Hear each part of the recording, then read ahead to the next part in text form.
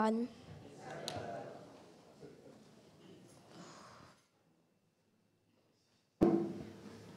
Now I would like to give a verse, Psalms 91, verse 1 and 2.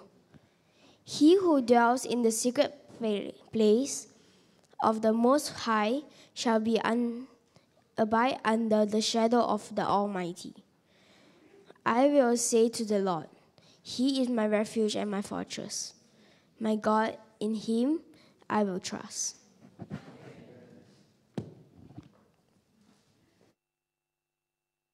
Thank you, Laren, and happy Sabbath, everyone. This is discipleship in action. So right after you get baptized, you start doing scripture reading, and you help. And all of us have a part in helping groom the next generation in our church. And so today's key verse is Psalms 91, verse 1. This one single verse has changed my life in the past 4 months while I was gone. And I will share more about that later. But today's title is a wrong slide. Okay, these are starting to preach after 4 months break. Okay, today's sermon title is called Round and Round. And first, happy Sabbath, everyone. And for the past 3 days, we have been here every single evening praying. It almost seems like even though it's the start of the year, we already have our fair share of problems, right? You look forward. Some of you have just came back from your holidays. Welcome back. Many of you today, you're visiting, and we welcome you. Stay for lunch or fellowship. We enjoy your company. But this is week 2 of 2020. And I was talking to Pastor Johnny. We are talking about when's our next board meeting. Church business meeting is coming out. We are looking at areas in which we want to tweak. And there's 10 days of prayer every evening. We're here from 8 p.m. all the way until next Sabbath. We will stop. And like I said, if you think hard and you look around, it's like there is no break, right? We are hitting into our 5th gear already, going to the 6th.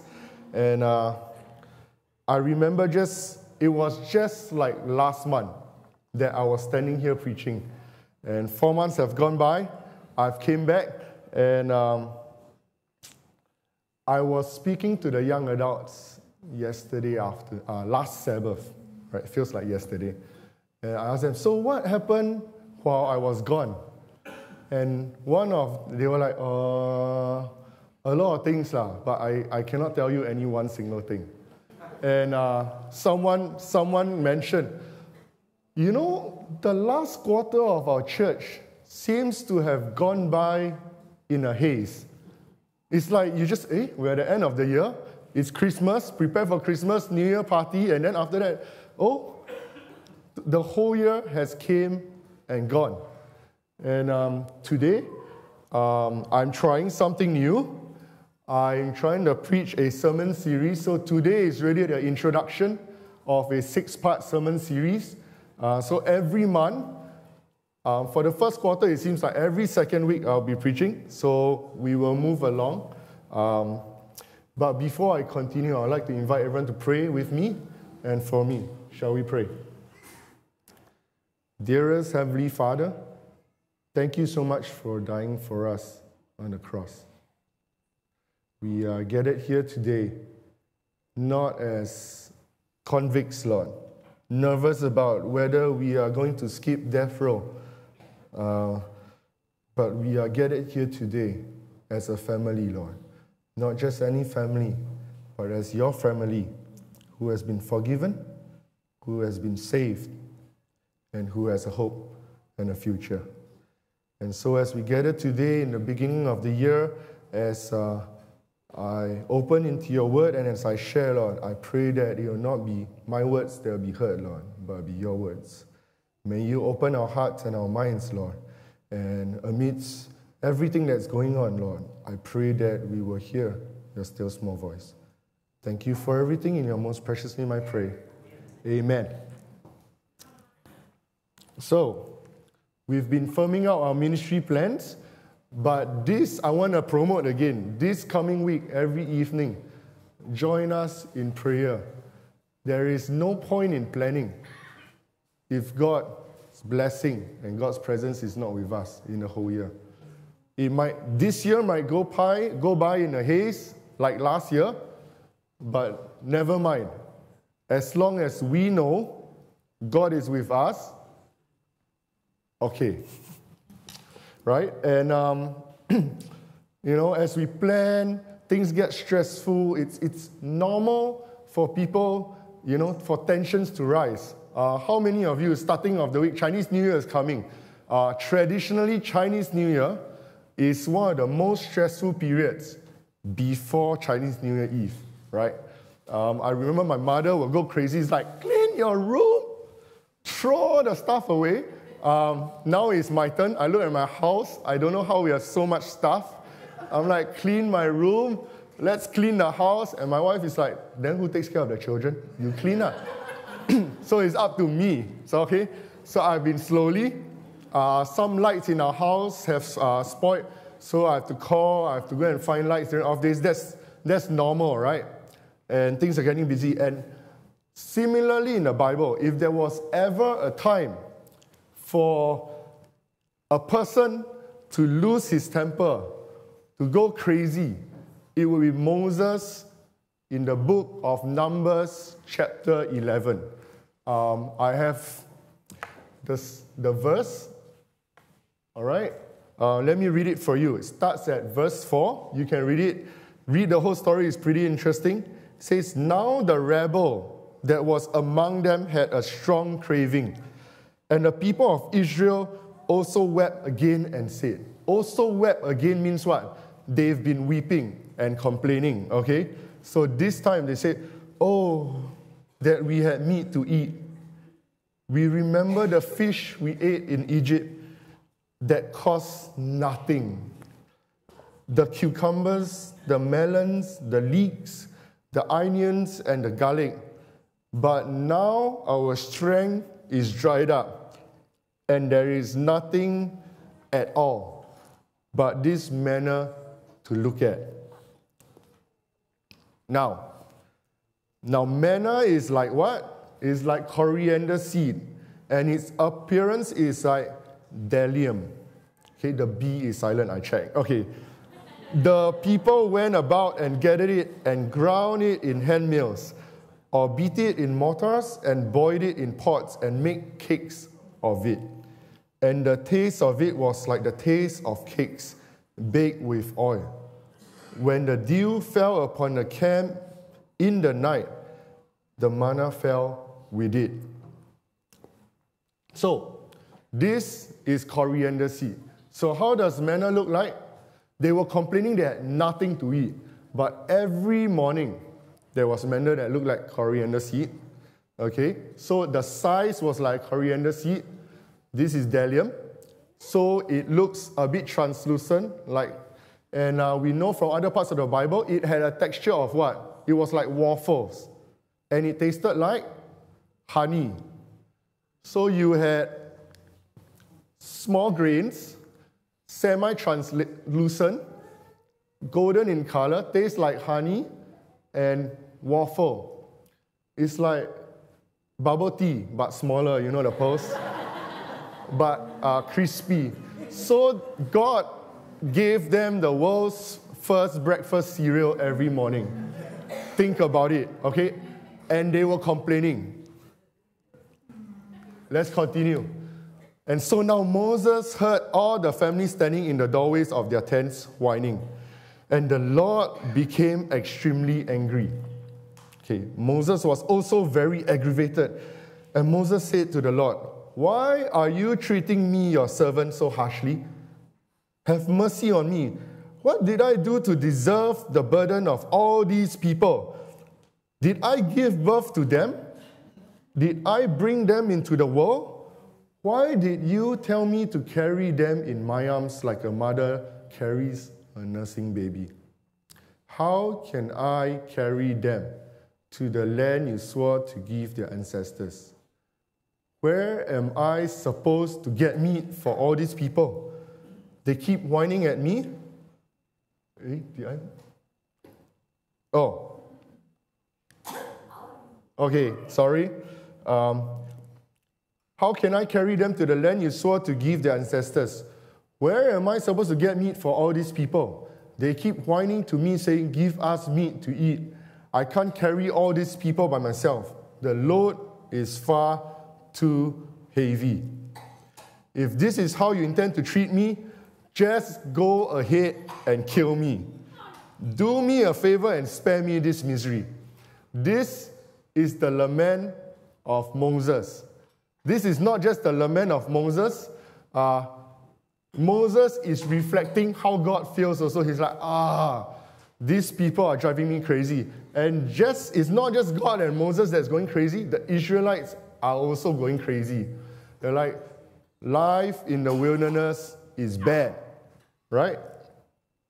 And I remember the last time I preached, I was sharing about my calling to be a pastor and how things never goes as planned, right? And so today is really a continuation. But I remember I was so frustrated and I was angry, not just at the situation or the circumstance I was thrown into, but I was really upset with God.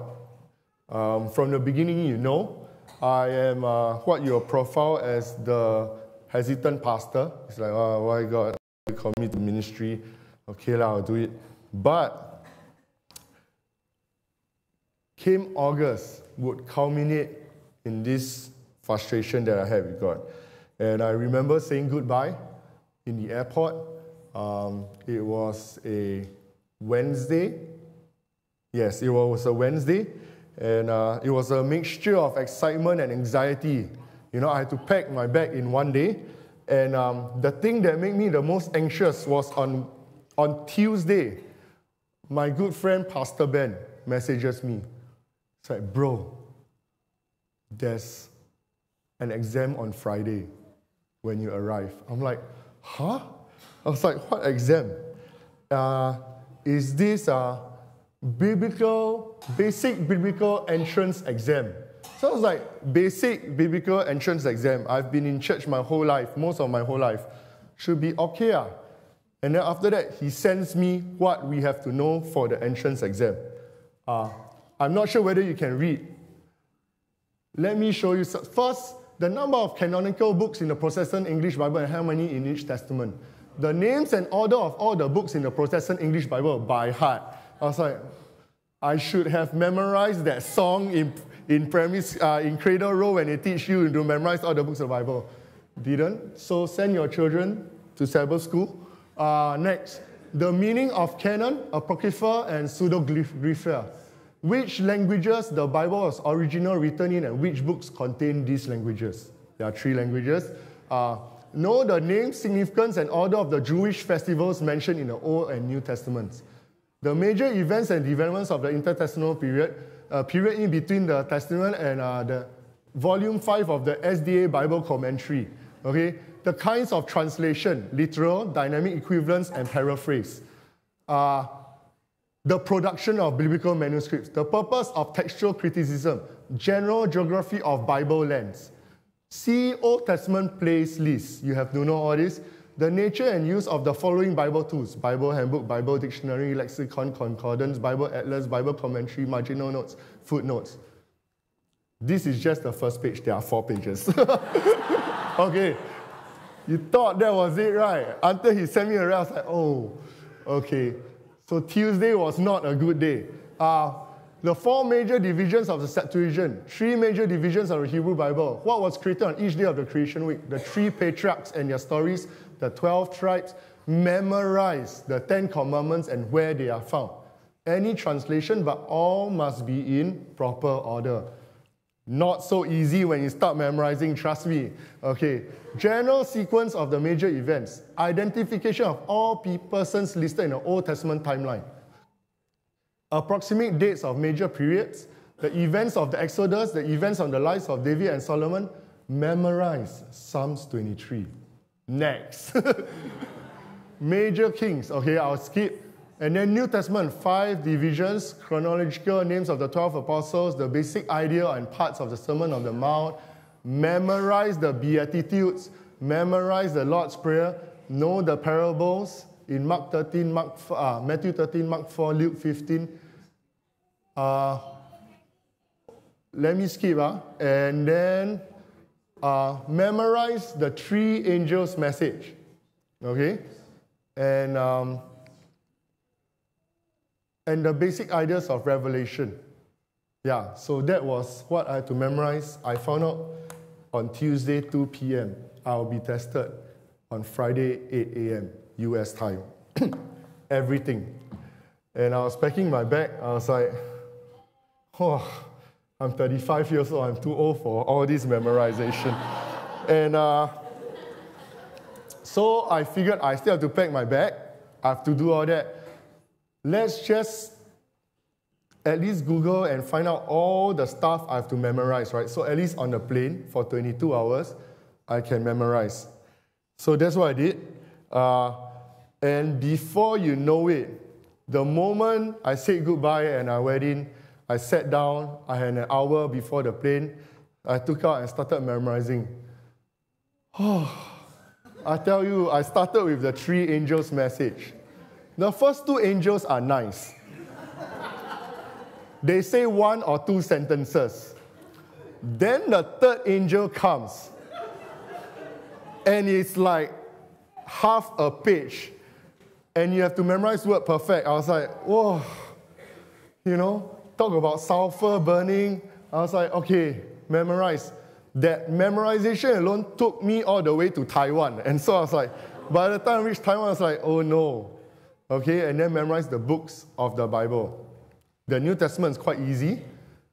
The Old Testament, first few books, after 2 Chronicles, when you get to Ezra and Nehemiah and all that, I'm like, oh, not so easy. And so I was like memorizing and walking around, and people are like, who's this Chinese guy walking around in Taiwan with, you know, like reading poetry in Chinese? And I was just memorizing, and it was so tough.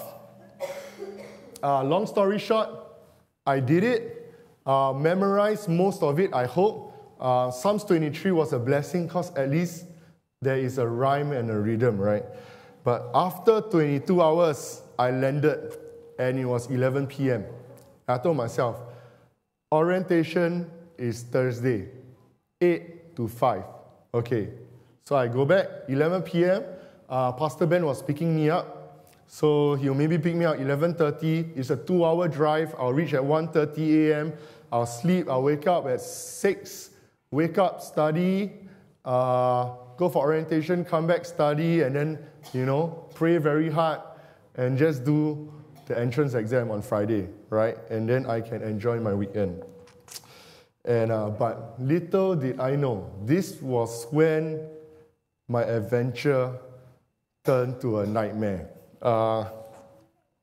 And so I had my I-20, I had my student visa, all my documents were in place. I walked to the immigration officer, and he looked at me, he smiled, it's like Singapore passport, it's like Singapore passport, shouldn't have anything, no problem, thank you. And then he said, there's something wrong with the system. Let me restart it. So he restarts his computer. And so I was standing there for 5 minutes. He restarts the system, he logs in, and then everyone started looking at me like, what's wrong with this one guy? Because a lot of them were students going through. And he checks, and he takes my passport. You know, when someone takes your passport with your I-20 and they slot it together, they fold it into half, and they walk out of their booth with your passport, you know you're in trouble. Okay, and he's like, follow me. I was like, at least tell me what happened, right? So while we were walking, he's like, your school messed up. There's something wrong with it. And then I was like, so what happened? He's like, the officer will talk to you more. So I was like, oh, you know, for all the times I laugh at TSA, not really doing their job. This time I was like, of all trips, the 11 p.m., super tired, still have to memorize a lot of homework trip. And so went in, and we sat down, and this is where it gets to get tough. Before that, I was still fine, right? And they lead me to this holding area. There are only 2 people inside. I think 3, okay? A pair, Taiwanese, mother with her daughter. And as I walked in, they just said, wait here. And then they went in the back room. It was 11:30. I thought like, okay, wait here for how long? They don't tell you anything. They just tell you sit down and wait there. So I sat there and waited. I was like, Daya, my baggage how? It must be on the belt just going round and round and round. So will someone take my luggage? What's going to happen? So I just sat there. And then the Taiwanese couple beside me, to my right, it's a lady and her daughter. And she starts scolding her daughter in Chinese. She's like, talk about, I raised you and you're so old. How can you make a mistake like that? You see, your dad's going to kill us. Blah, blah, blah. I was like, at any time, if you know my character, I'll be like, oh, okay, just kepo and listen, past time.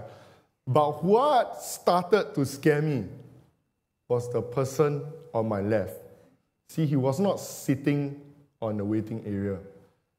There was a stretcher that was created for him. If you go to SCDF, you know. And on top of the stretcher was a sleeping bag.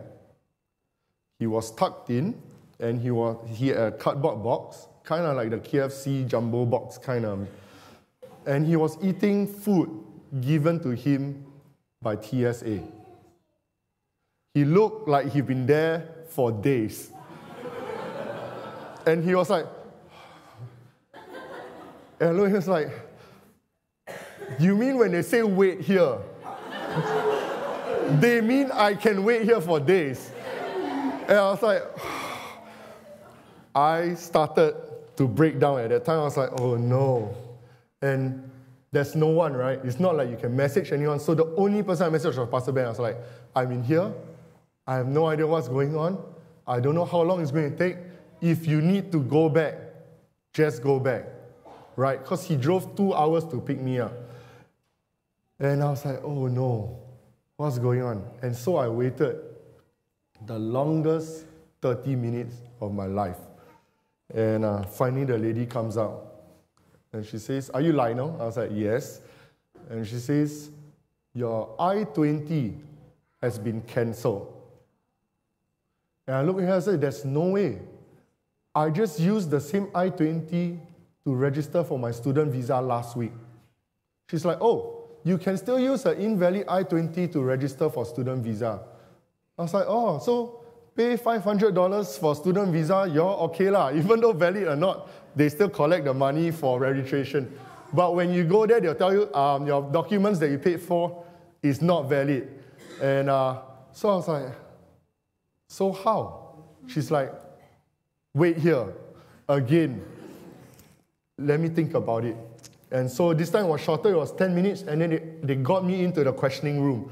Right? This time I was like looking at the guy eating, he was eating like biscuits. I was like, am I going to eat biscuits for 3 days while they sort this out? I was like, never mind. Okay, should have bought snacks when I was in Taiwan airport. But, so they said, technically you are not allowed to enter into the US. Can you open your laptop? We need evidence that you're really a student. And so I open my laptop, my hands are shaking a little, and then there's no internet. I don't know how to get to my email without internet. So like, can I go in Wi-Fi? They're like, no.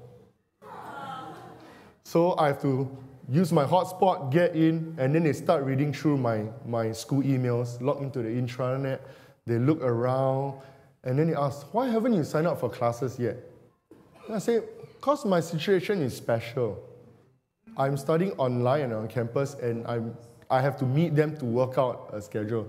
So they were like, like, don't believe me. I was like, oh man. And then so they asked, do you have any proof that you're even a student? I was like, these are my grades for the previous semester. This is my dorm confirmation number and email. So it's like, why would I book lodging if I'm not really a student? So she's like, still not convinced. And then the supervisor comes, right? And he says, oh, that's his problem.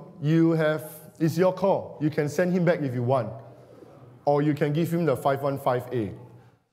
At that time, I thought, so I fly 22 hours to fly back 22 hours. And then this next Sabbath, I said bye. The next Sabbath, I'll still be in church. You're like, hey, what happened to you? It's like, I'm back. But I was like, in my head, I was like, I don't know what 515A is, but give me the 515A. And so they looked at me, and then they went, who's the founder of the Adventist church? And in my head, I wanted to say, Jesus, but I think I will be dead. So I said, I was like, be serious now. I was like, but it's true. I was like, we started off with the William Miller, and then I started, because there's no one real founder in our church, right?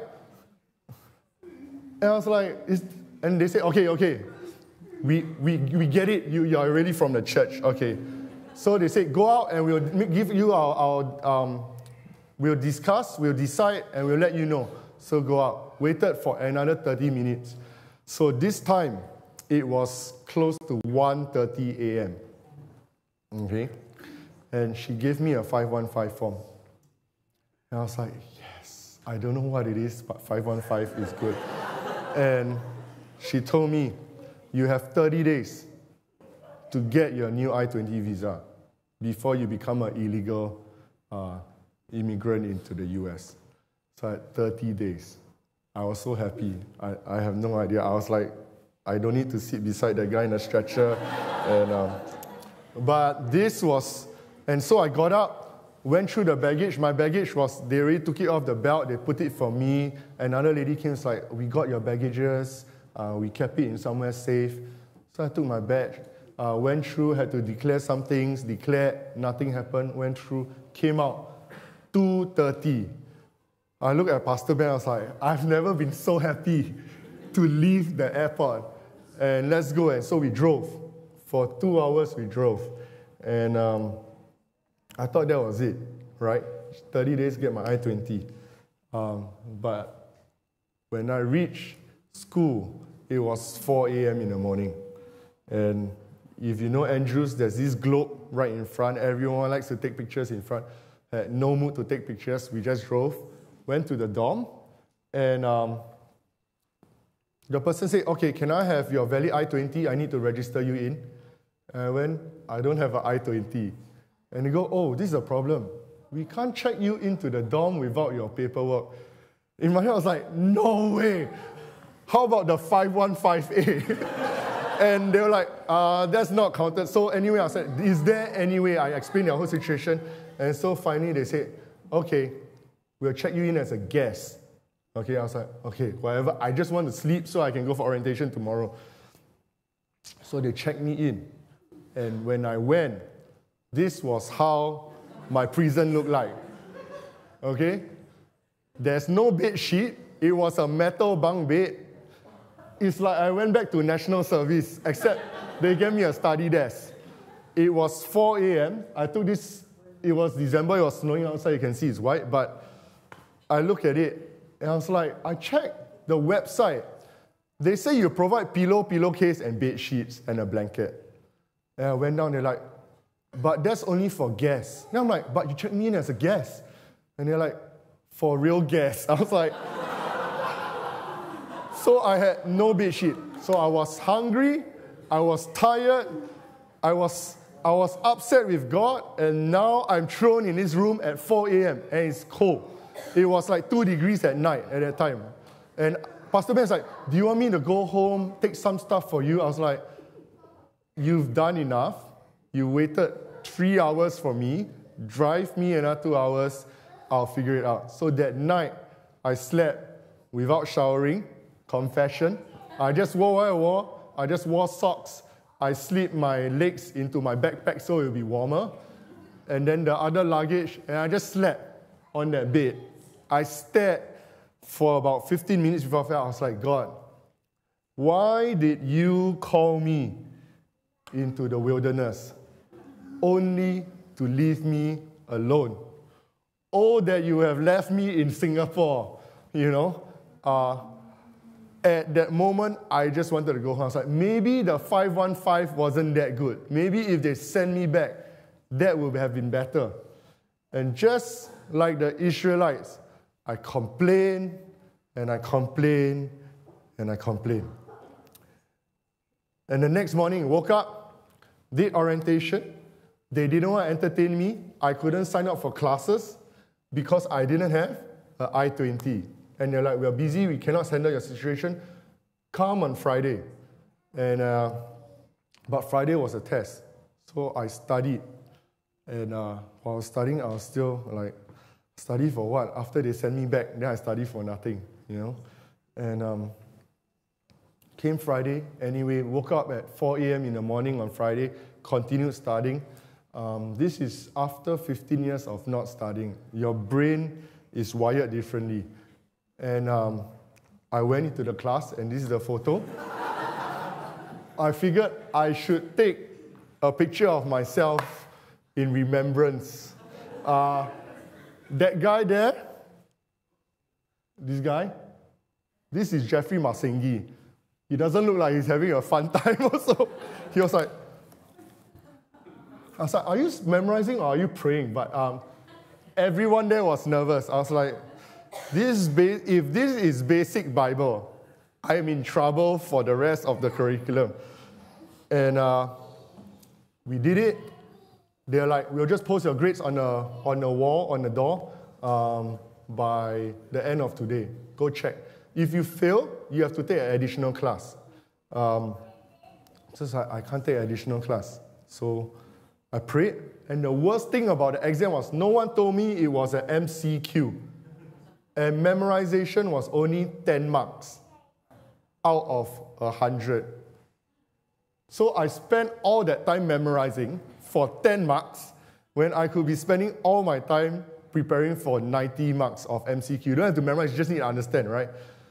So I did it. Some was really tikam, like especially the maps. I was like, trying to remember, what is the rightmost location out of these four? And then they put 4. And then you have to choose. I was like, looks like this one. And so came Sabbath. Went to Pioneer Memorial Church. I was excited. Church, 3,000 members. They have an amazing pipe organ. They just renovated. Super high ceiling, like 3 stories high. Amazing church. Dwight Nelson can preach like nobody. But there's one problem. After church, there is no lunch. And Pastor Ben was away preaching. Jeffrey was away in another church. So I was all by myself on Sabbath. And this was my first experience as a foreigner in a big church, not knowing anyone. And so, as a reminder to us as a church family, there are people that come to our church and walk by. We need to show them that this is a home. Because it was the loneliest Sabbath of my life. I was around many Adventists, but I was alone. And so there was no lunch. I had 2 packets of Maggi Mee. I had no way to cook the Maggi Mee. So I went, and I had no car. I couldn't drive out to buy anything, so I just didn't eat for the rest of the Sabbath. Do I look slimmer now? But I put on a lot of weight after that. But anyway, and Sunday was worse. There was nothing on Sunday. And so, for the first time in my life, I felt lost. Absolutely lost. And all I had was anger, complaining, and figuring out what's going to happen. And Monday comes. Monday school starts. I don't have a single class registered. And I go up to the lady's name is Mona. She's an administrator. She said, see me at 8 a.m. And so I walk 8 a.m. And where I stay is about 1 kilometer away from seminary. So I walk. I clock so many steps over there. Walk. And she said, you need to do two things. You need to quickly run to the medical center and clear yourself for medical. If not, I can't register you for classes. Come back, and then we'll register you for classes. So I ran. I thought it was close by. The medical center is like 1.5 miles away. I was like, oh, I was the only one walking. I reached the medical center, got my medical done just to declare that I have no diseases, came back, and she said, okay, let's register you for classes. And I registered for classes based on I was a guest. So I was not really a student. And I remember going in to my first class. It was Foundations of Biblical Spirituality. My professor's name was Alan Walsh. Class was from 8:30 to 11:30. It's a 3-hour class every Monday. I went into the class at 10:45 a.m. Okay, so everyone has made friends, the whole let's make friends together. And I walk in, I'm like, hi, I'm a new student. He's like, take a seat. And it was break time. He said, okay, let's take a 5-minute break, and then we'll come back for the last portion. I was like, the last portion? I missed the whole class. Okay, anyway. So I explained. He says, don't worry about it. We'll sort it out. Just try to join the class. And so I joined. And that was when it's like, we're coming to the end of our lesson. We'll end early today. There's just one thing you have to do. I want you to not study the word. Listen, I don't say, well, Andrew teach people not study the word. But I want you to read for the sake of building a relationship with God. So a lot of Adventists are trained to read and go, let's exegete this. Let's figure out the literature of this and dig out a gem. It says, but I want you to start reading as if God is talking to you. You have 20 minutes to do that. You don't have to come back to class. You're done. And that was the only class I had on Monday. And so I went out. And this was the verse. It was just, he who dwells in the shelter of the Most High will abide in the shadow of the Almighty. I will say to the Lord, my refuge and my fortress, in God, in whom I trust. And it was then where it was a turning point for me. That whole Monday afternoon, I'm kind of a bad student. They say meditate, then go home. I went home first, then I meditate. I stay in campus. So I went back, and I thought about it. And the only thing that I felt God was telling me was this. Do you want to go run around and solve your problems? Or do you want to learn to abide? In my Bible app, abide was also translated as make a home. Okay? So do you want to abide in the shadow of the Almighty and stay in the shelter of the Most High? Or do you want to run around and solve this problem that you're in? And that afternoon, I told God, fine, one more time, I will learn to make a home under your shelter. And so all I do is I look for the shadow, and where God moves, I just stay in the shadow. I no longer, I look up, I don't look forward, I look down. It's like shadow. And for that whole afternoon, it was the beginning of a real walk with God. Not just studying about His Word, not just memorizing all that. That is fine and good. But it was a walk where I got to know who God is, not just what God can do. And the Israelites complain, and they complain, and they complain. If you read the next chapter, it will be Aaron and Miriam complaining. If you read the next chapter, it will be the 10 spies going in. and them complaining that the land of Canaan is too difficult for them to conquer. And it will result in Joshua, Caleb, I think Pastor Johnny preached about that, and Moses, Aaron tearing their robes and weeping. And God says, I will destroy this whole generation. And Moses pleads on their behalf. He says, do not kill them.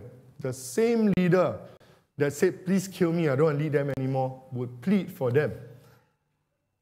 And God would judge that that whole generation will not enter the promised land of Canaan. What a sad thing. The journey from Egypt to Canaan, if they walk direct, straight, fast, would take 11 days. They wandered in the desert for 40 years. 40 years versus 11 days. And sometimes I feel like I'm like that. You know, this year I'm turning 36. I'm closer to 40 than 30 now. It's getting sad. I remember when I was 21, JD is there today. He was like, you're the first one to grow old, Lionel. I was like, And then I remember I was 29, turning 30. It was a painful experience. And now, I think for 40 years, they never got it. They went round and round and round and round in the wilderness. They went from one practice to the other practice to the other practice. But they never knew God, even though God was there with them. And they complained. They're like, why can't we enter the promised land? And as I was studying this, it feels as if God is saying, it's not that you can't enter the promised land. I want you to enter the promised land. I want all of you to enter the promised land. The reason why you can't enter the promised land is because you choose not to be ready to enter the promised land. And readiness, I am convinced, is not full sanctification in a sense that it's just about behavior. Readiness, first and foremost, is about knowing personally but who God is. When you know the character of God, then God doesn't become scary. Because if you have an all-powerful God that you don't believe has your best intention at heart, it's extremely scary, isn't it? When someone on earth has absolute power, all the nations fear. It's the same thing, it's human fear. If you cannot trust the character of God, the fact that He's omniscient, He's omnipresent, omnipotent, everything, and that fear drives us to conform rather than transform. And so the key is knowing who God is. And that was what, to me, if you ask me, the biggest take home of my 4 months there was that every morning I claim Isaiah 50 verse 1. It says, morning by morning He awakens me, He awakens my soul. And so I stopped using an alarm clock. Every morning, for some reason at 5, sometimes 4, sometimes 6:30, He'll wake me up. I'll just wake up, I'll be fully awake, and I will sit in my prison cell. There's this small table here. It will be by the window, the only window in my room. And that was where I sat. And I will just talk to Him. Sometimes it will be verbalizing, it will be reading. Sometimes it will be journaling. But that was the best that I ever got. 3.5 months alone talking to them. So let me go my problem.